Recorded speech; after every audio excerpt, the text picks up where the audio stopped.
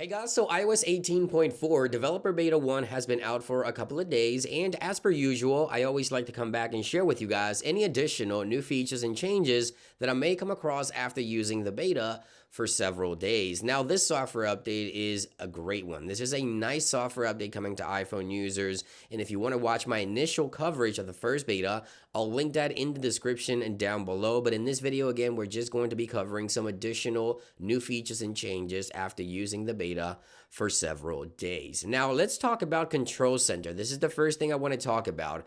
I want you guys to take a look here at the cell service bars. You see there the toggle actually matches the amount of bars. So something minor, but the cell service and Wi-Fi toggle now represent the amount of bars actually on your connection. So this is pretty cool, a minor UI change, but it gives the OS sort of a life. Now, I would love to see Apple add these toggles as options for home screen widgets. I think that would be a great idea. Hopefully that will be coming in the future. But for right now, you see there, you now see the amount of bars represented within each toggle for Wi-Fi and the cell service, which is kind of neat. Now, I was on FaceTime this weekend with my brother, and I've noticed two things. You see the microphone privacy indicator there, the orange, and you see right there the green for the camera.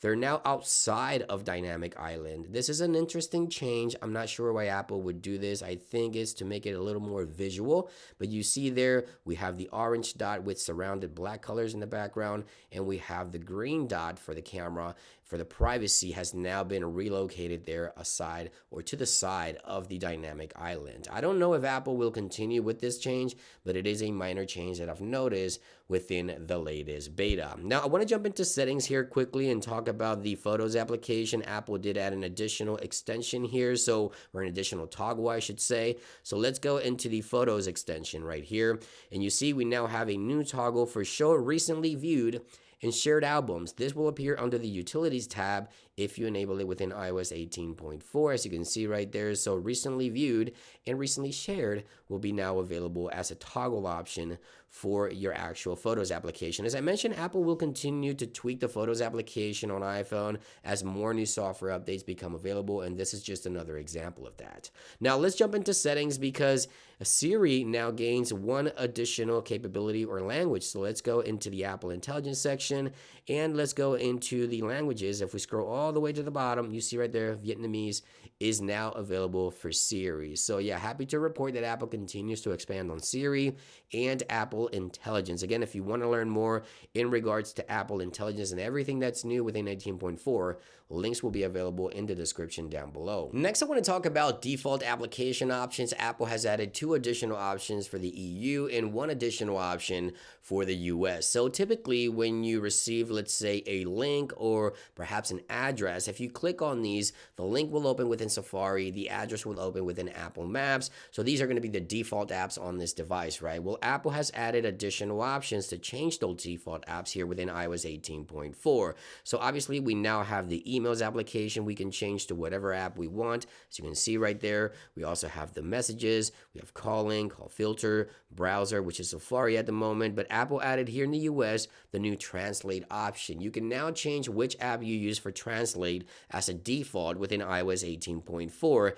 And for the EU, Apple also added the option for maps. So you no longer have the Apple Maps as your default. You have the option to change your Apple Maps as well if you wish to do so within iOS 18.4. Now, last but not least, I want to talk about the age range option. This is a new option when you go through the initial setup process in iOS 18.4. So you see here we have the option to select the age range. So for a child, age 12 or younger, as you can see right there, and you can automatically set up, a child account and have a joint family account as well. You also have your teen accounts, which is 13 through 17, and then obviously your adults, which will be 18 or older, as you can see right there. So different options for setting up different age range within iOS 18.4 is now available within the latest beta. And there you guys have it. This is everything I've noticed is new additionally within iOS 18.4. Now, in regards to official release date for this software, keep in mind this software will not be available until perhaps early April. So So just stay tuned. We still have about another month of testing. The next beta will most likely happen next week on the week of the 3rd of March, as you can see right there. So about a 2-week cycle.